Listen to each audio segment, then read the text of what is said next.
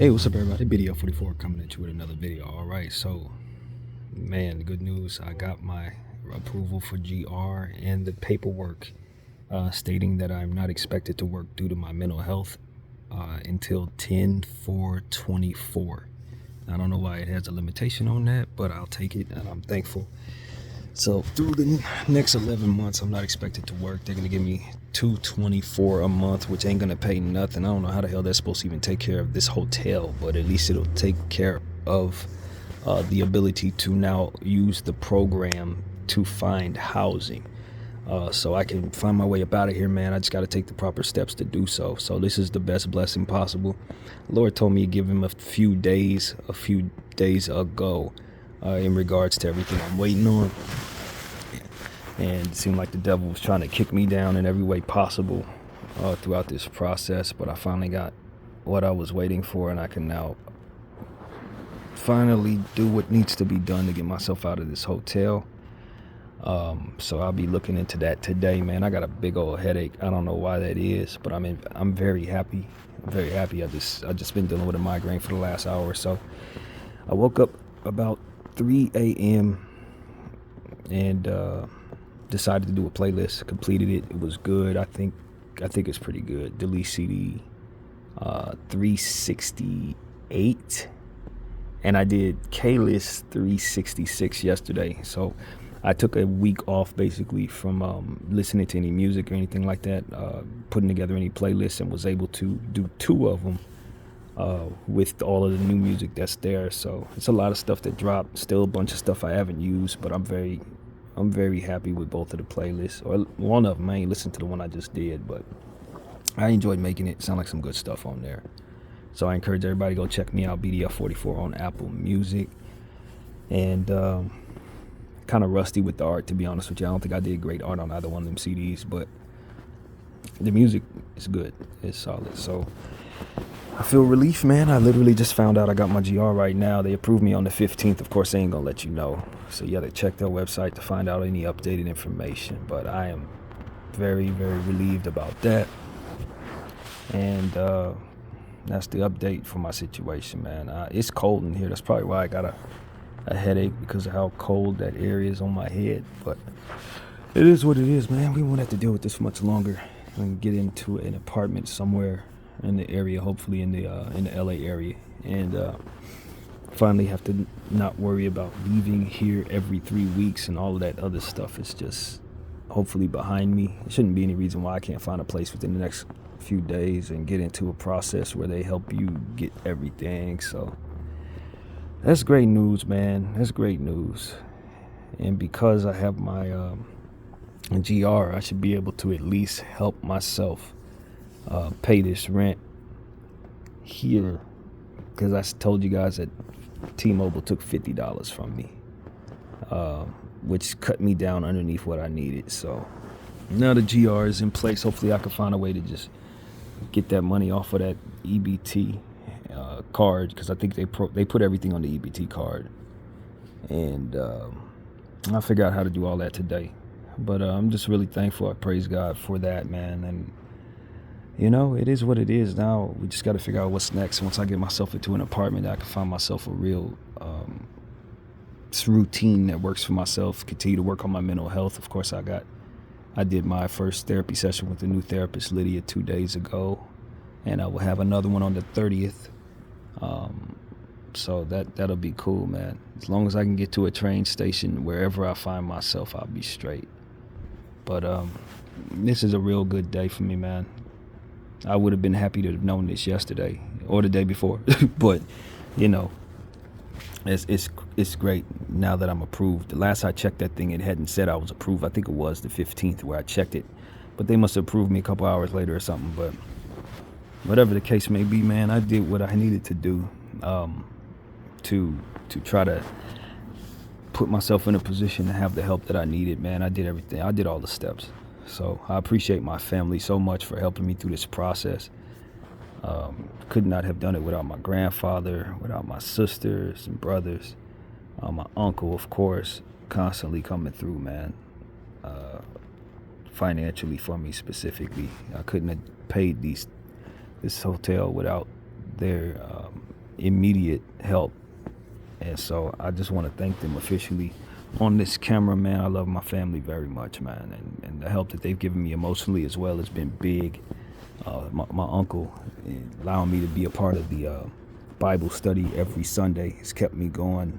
Some of them Sundays were tougher than others, but I was able to keep it going and will continue to keep it going. Looking forward to speaking with them every week going forward.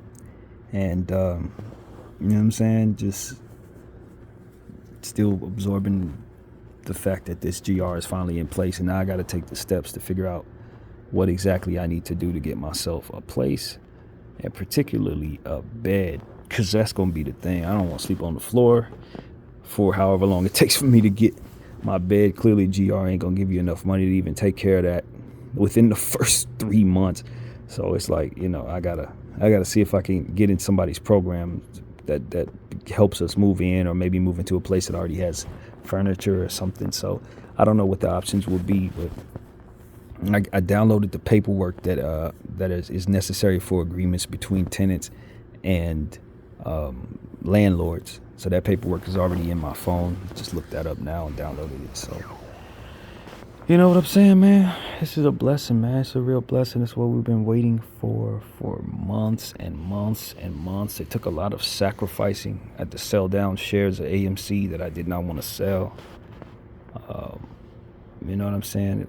I got here at the end of August. August 31st was the first day I was here. I had applied for GR, I think, not too long after that. And it is now November 17th. And that's how long it took for that to happen. That was supposed to be coming in immediately to hold me down between the time where I'm waiting for my SSI to be rejected, likely, but hopefully approved for my mental health. And that's supposed to be in January. So it's like all this time I've been living off of family, barely living, like, luckily enough, I had the food stamp program in place that was helping me eat. And I was able to stay under budget with that, the way that I eat, not getting any cheat meals and stuff like that, just staying below budget, man. So that's going to be easy to continue. I'm not unhappy with that.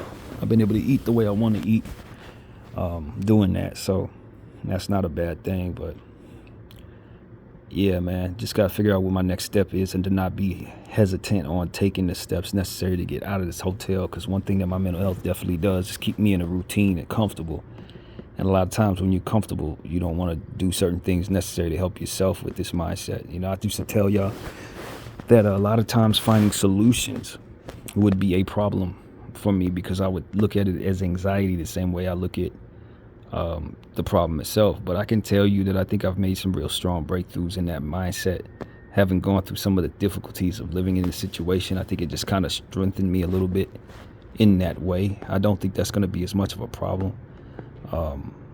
As I was telling you, I went and took care of my mental health situation to get into therapy and all that stuff. So it wasn't really a situation where I had that same mindset. I really didn't. So I'm very thankful, man. Somebody knocking on the door this morning. What the hell? Who's there, man? Nah, you got the wrong door.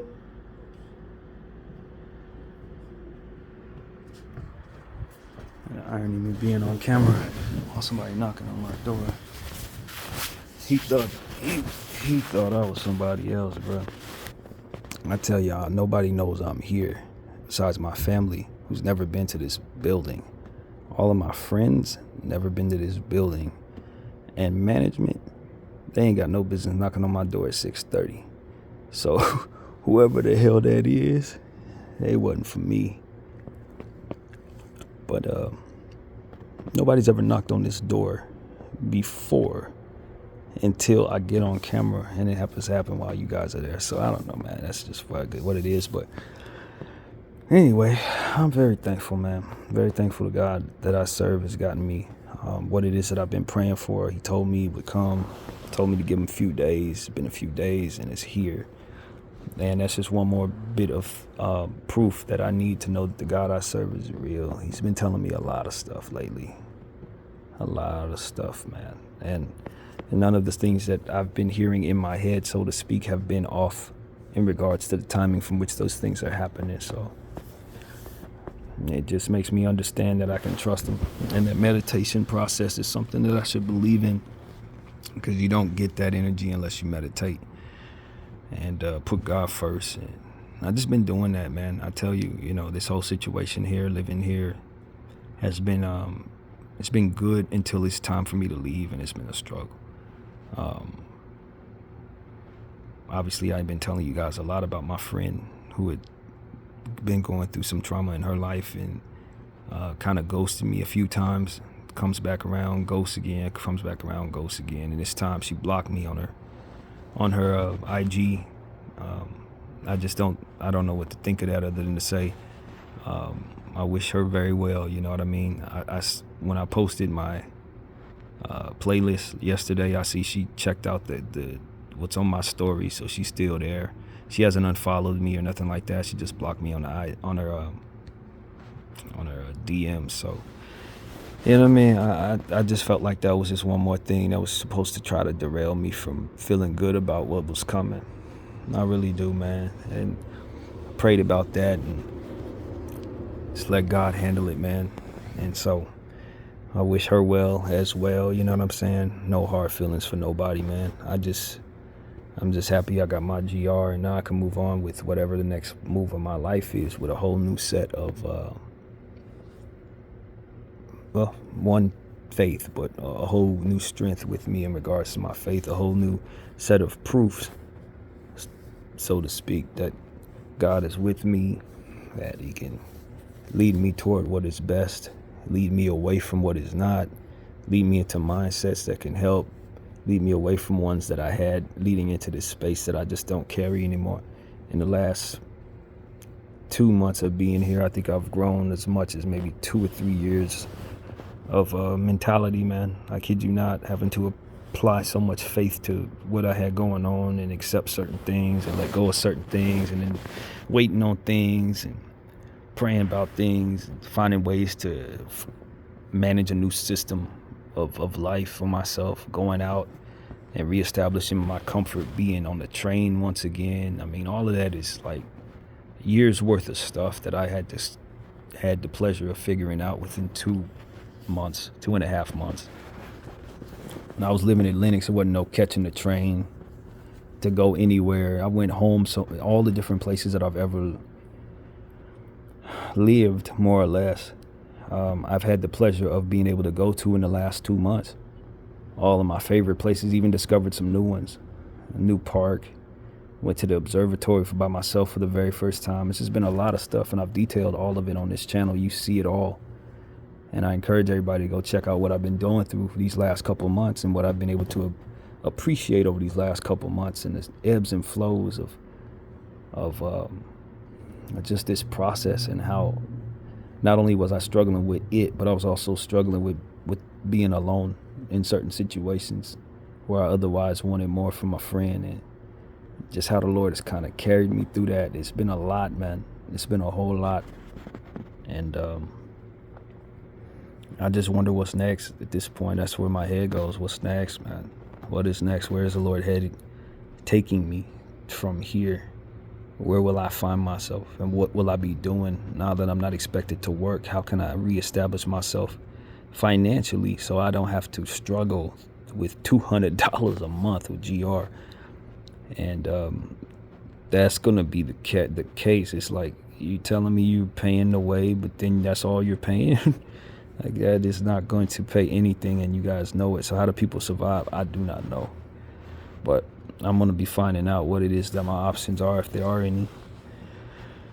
And so that's really what it is, man.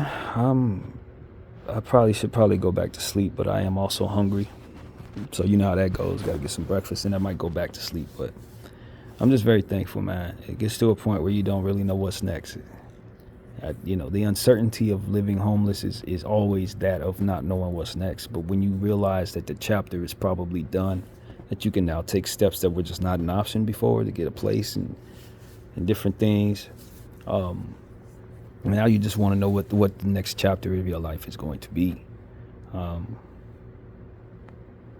That's where my head is. I don't know. I'm happy. Certainly should be better than this one. But it's just no way of knowing, man. But I'm carrying my habits with me. Hopefully I can find myself a place within the next couple of days or weeks. And if that's the case, I can get back to get some of my stuff out of my boys' storage, and get back to my weightlifting, which is something I'm very passionate about. I miss my 30-pounders. Even though I've been squatting well with this, with what I've been doing, I bought myself some 16-pounders or that 15-pounders, whatever that is. And of course, I always tell y'all, my suitcase has been my squat weight, and I've been using it, man. I've been adding to it. I'm in better shape now than I was at home, I think, at Lennox, and I'm definitely in better mental shape. Definitely a stronger human being. Ain't no question about that. And the God told me, and I told you guys this before I left Lennox, the Lord in meditation told me he was going to show me what true love is. He was going to give me a backbone. And I don't remember what the other thing was, but those are the two things that came to me in prayer. And I found what true love is through my family, continuing to just give and give and give and give. And to true love through the Holy Spirit, who's been carrying me through this process spiritually and mentally, and just continuing to bless me with everything kind of teetering the right way for myself as opposed to not. You know, when he would tell me, give me a few days, and circumstances like this was, and last time when I heard that word in my head, things worked out within those few days. This is true love, man. Love as it pertains to the Holy Spirit, and just teaching me when you're looking at romantic energy to point that at the Lord, not necessarily at a person, because a person ain't gonna be able to be true love for you. True love comes from that of the Holy Spirit and the God that creates us. True love is something that he gives to you and that other person to share with one another. And if you're looking for that other person to have that organically just because you feel a certain way, you're gonna come up empty, man. You're gonna come up empty. And that's what I've learned. It's not necessarily what true love is as it pertains to, okay, I got someone, but no, just the various different truths about what it is that you're actually trying to accomplish when you are in those spaces. And the accomplishment is try to get closer to God and try to discipline yourself to be a better human being. And so through the unselfishness of family showing me so much support, and through the understanding that the person I was pointed at could only give me but so much, it was God that I needed to point at all of my energy toward, not her, God. And in doing so, I was able to figure some things out in regards to her as she moved away into her own spaces away from me in ways that seem inexplicable to me. Things that I don't think I earned at all in regards to her absence. But, you know, he helped me. He's still helping me, man. I've been having some good days without her, you know what I mean? And it was something that I should have been understanding that was real anyway. Throughout the course of our interactions, that was kind of how it went. Me kind of being alone, and she would kind of chime in when she had the time. So it just is what it is, man. I struggle with my mental health, and maybe that didn't help the cause there. And I can hold accountability for what should have been limited interactions, more so limited on my end. But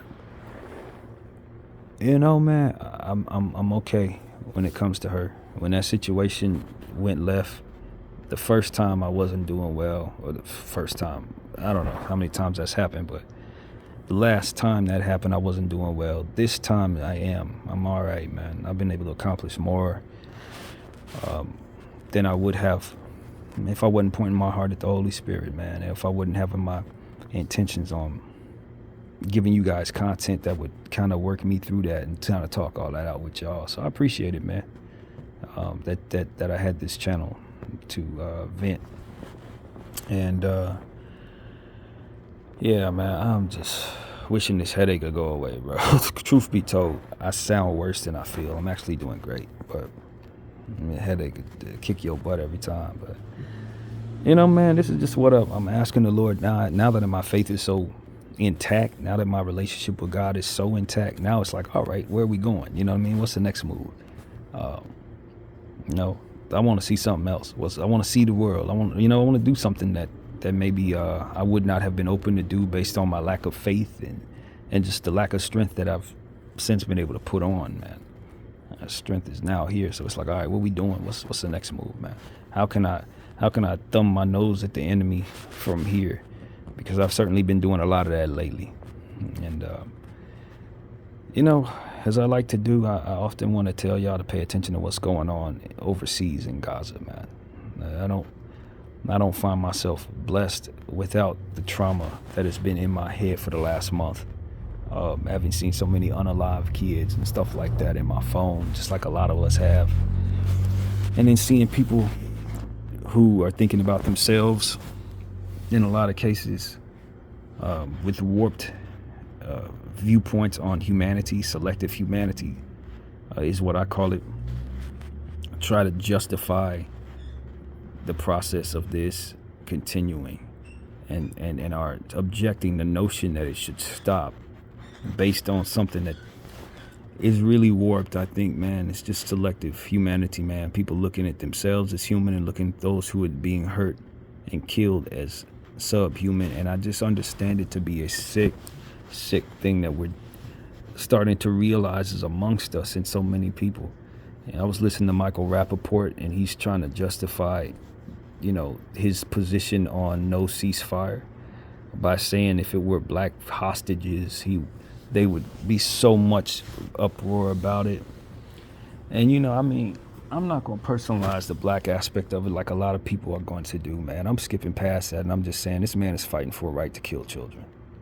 You know what I'm saying? Rip all that off. You're not going to appeal to me as a black person by saying something like that any damn way. But if this is your cause, I'm one of those black people who's really been paying attention to this for the last 5 weeks. So if this were anything else, I would be offended. In this case, I think you should be in jail. Michael Rappaport. Period. Like, this ain't about my offense. No, you're fighting for the right to uphold the killing of children. That's it. And you want to use my skin and whether or not people would care about me being kidnapped as hostages as a means to justify that. I'm way past offended. And so that's where I am with that.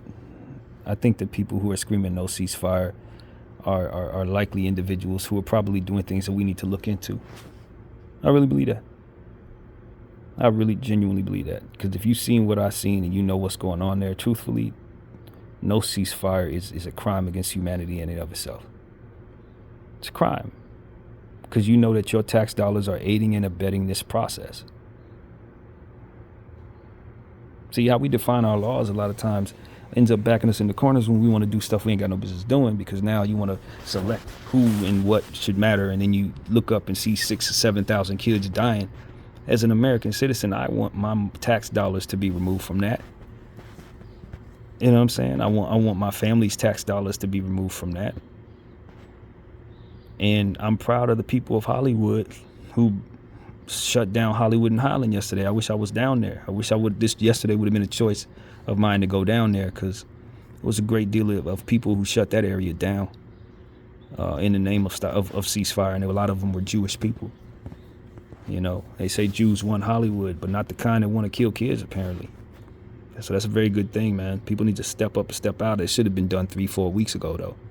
I will say that a lot of people need to be stepping up when they became aware of this, not when 7,000-8,000 of them dead. I know some people in there understand that, and that part is hurtful in and of itself. We don't know who's who anymore, but we do know that people were stepping out saying that there should be a ceasefire are people that I can stand behind right now, because that's all that we should be wanting as an entire world. When you see some of the stuff that's out there, kids, I saw something that was so damn ridiculous. And I don't know, a lot of people can say this is something that it may not be. I can fathom a world where someone would take footage from something else and then say, hey, this is Israel doing this. This is an Israel soldier, when it's really not. I could totally see that. So I can't confirm this was an Israeli soldier, But essentially what that person was doing was going up to a 6-year-old and taking a bike from the 6-year-old. In fact, I don't even think the baby was 6. You know what I'm saying?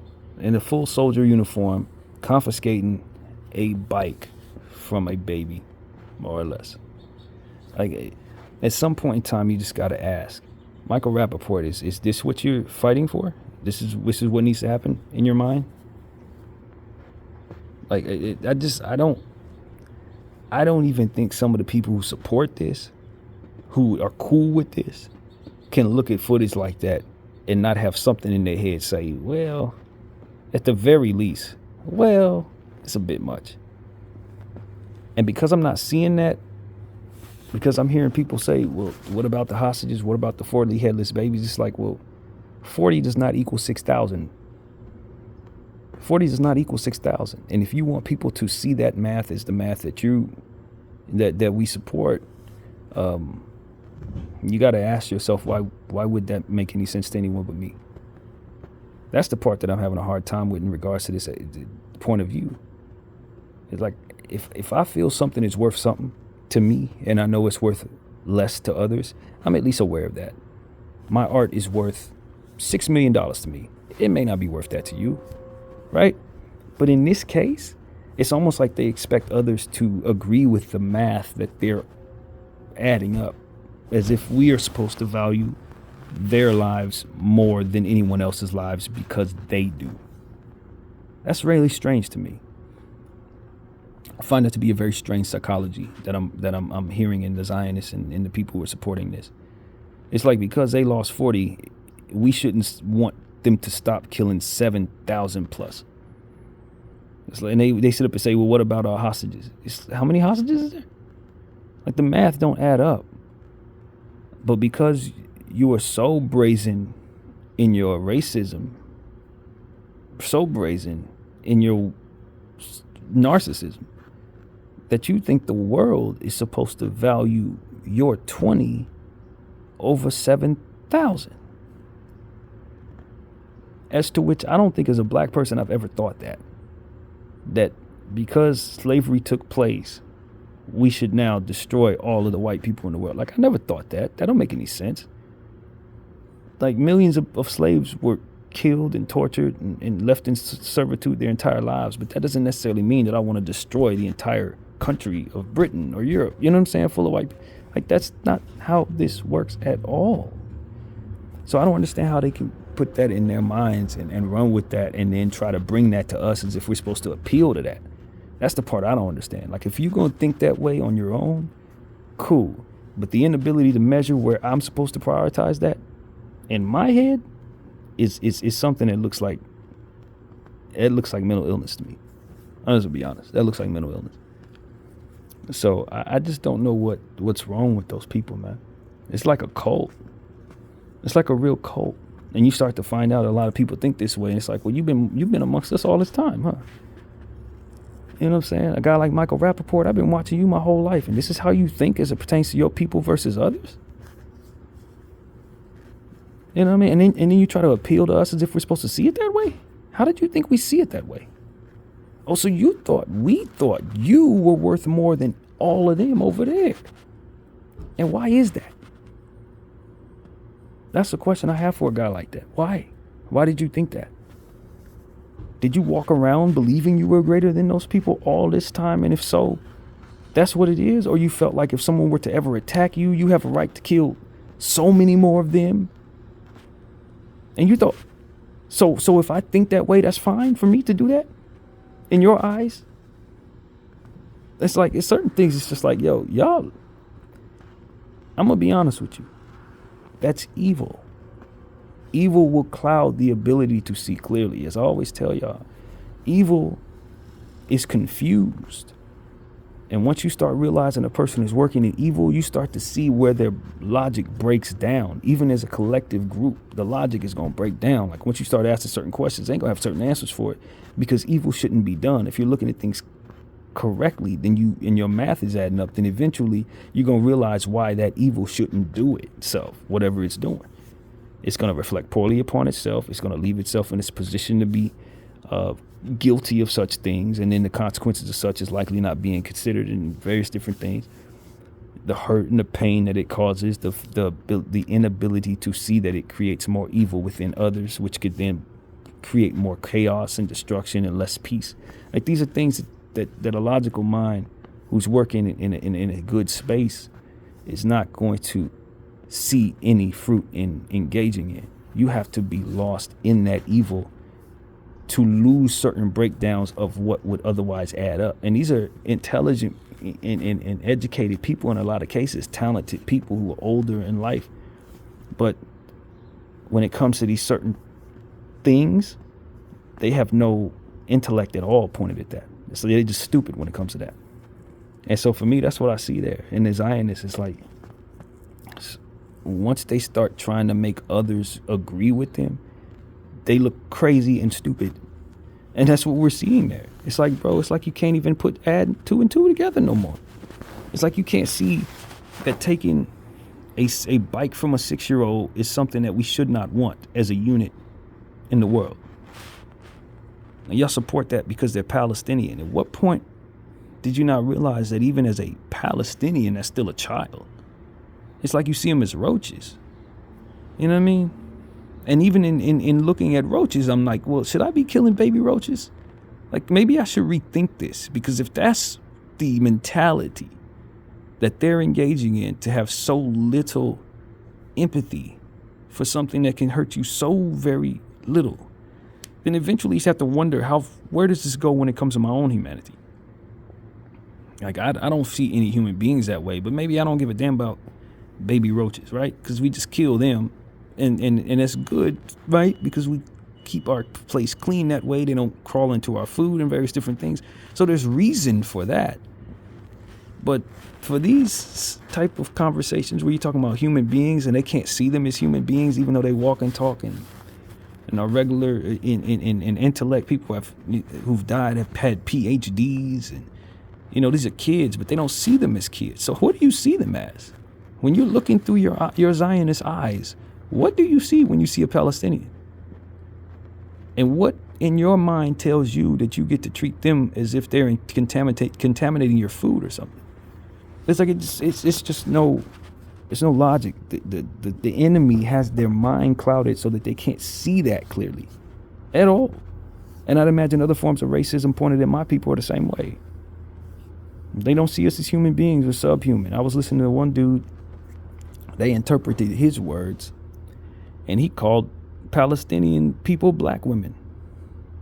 In his mind, that's like the lowest form of what it is to be, which is why he said that in front of millions of people, or however many people coming to see his concert, because he's an artist, an Israeli artist. And my thing is,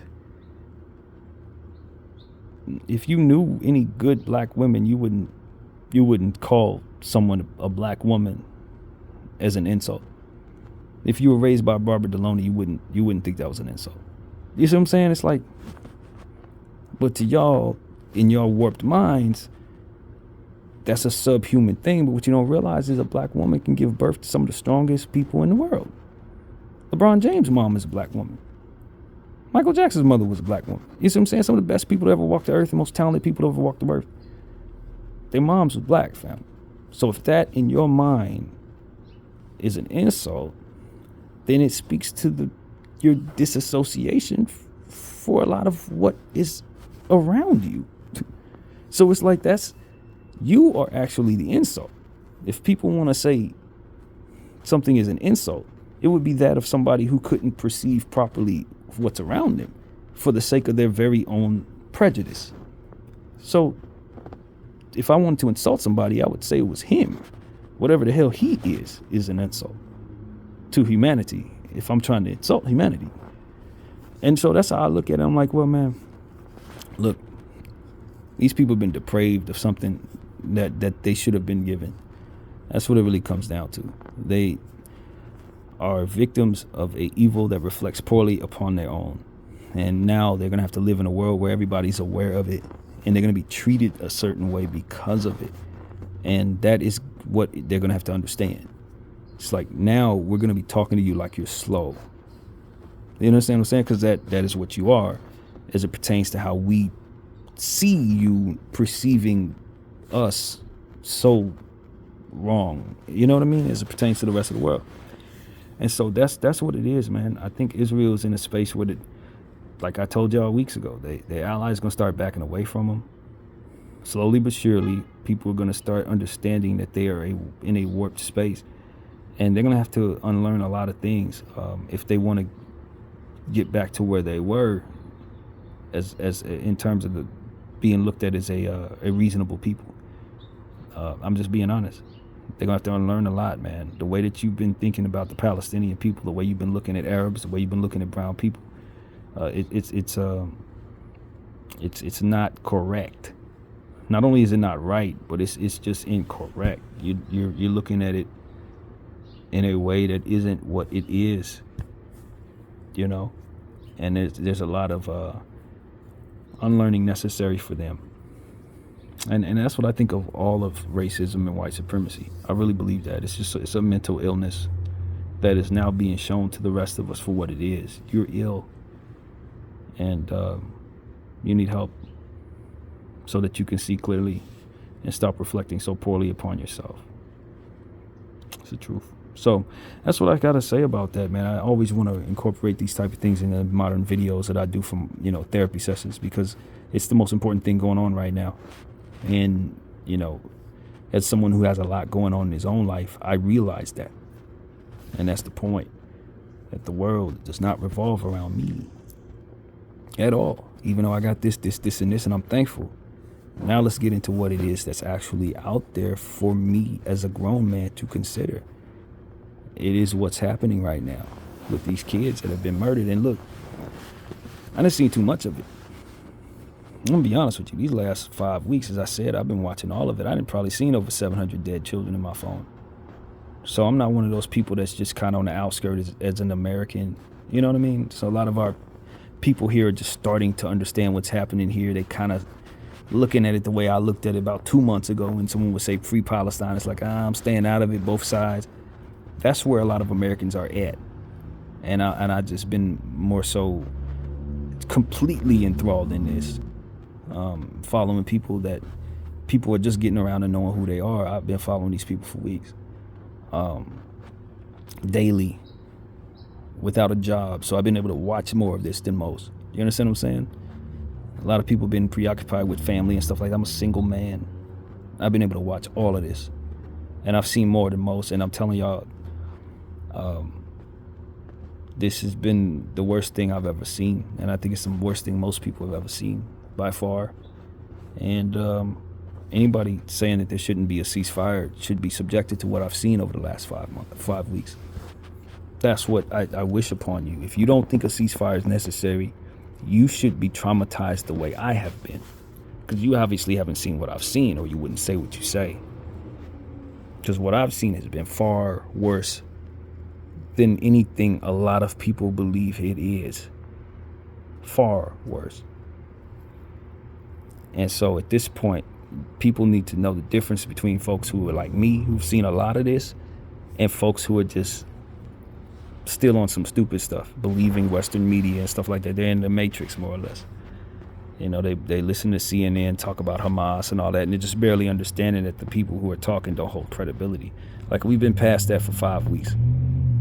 That's where I'm at with this. Like, where you're at, been out of that for a long time.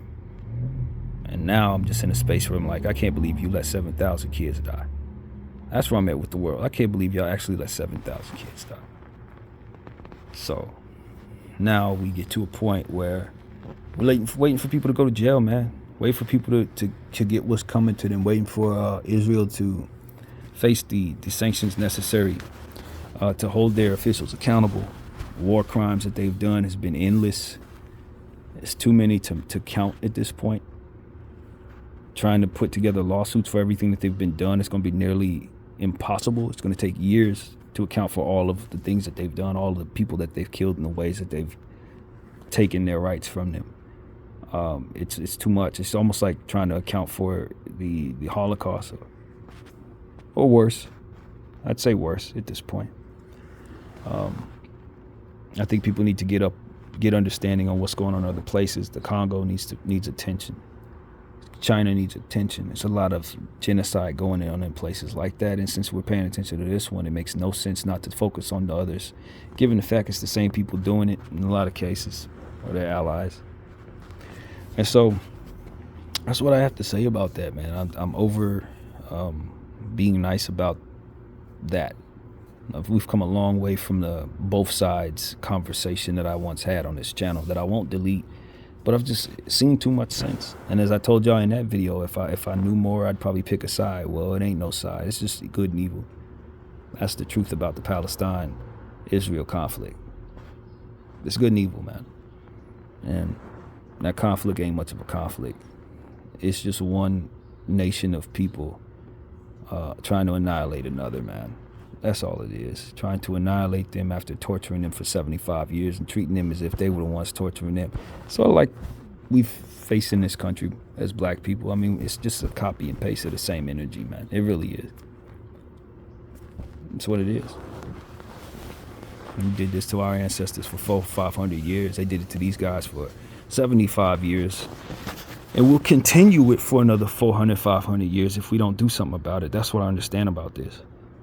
They will keep this going. They will keep doing this to them. They're going to try to annihilate them. For those they don't annihilate, they're going to torture to the end of the earth. And that's just something we're not going to let happen, man. You got to understand, the slaves had great-grandkids, great-great-grandkids, and all of that, man. We're here. Natives had great-great-grandkids, all of that. We're here. You know what I mean? And if you think for 1 second that we're going to sit back, become knowledgeable about this, and then not use our voice and whatever we can to keep you from being triumphant in those people's lives, just like you were in ours in this case, you ain't been paying attention to us as we rose above what it is that you ultimately had us under. So that's what I got to say to white supremacy and the Zionist movement. You got to understand, you didn't annihilate us. That's probably what you're trying to right that wrong by trying to kill them off so that they don't turn into what it is that we did. And so that's really what it is, and we're still rising. As soon as we find a way to get out of these bad cultures that you placed in our lives purposefully so that we'd be guilty enough not to stop you from doing this, we'll really be able to do what we need to do. And we're on our way doing that. We're definitely on our way there. So that's what I got to say. I'm a proud black person, proud person of color. I think that being of color is a good thing. I don't think it's something to bash somebody for or treat somebody poorly for. On the inside of this thing, I think I have a connection with God that a lot of the people who are saying bad things about us obviously do not have. I think I was given something. And so that's what the context to understand actually is. For those who think it's worse to be a black person, I was given something that you may not have. BDF 44. I thank you all for watching. Out.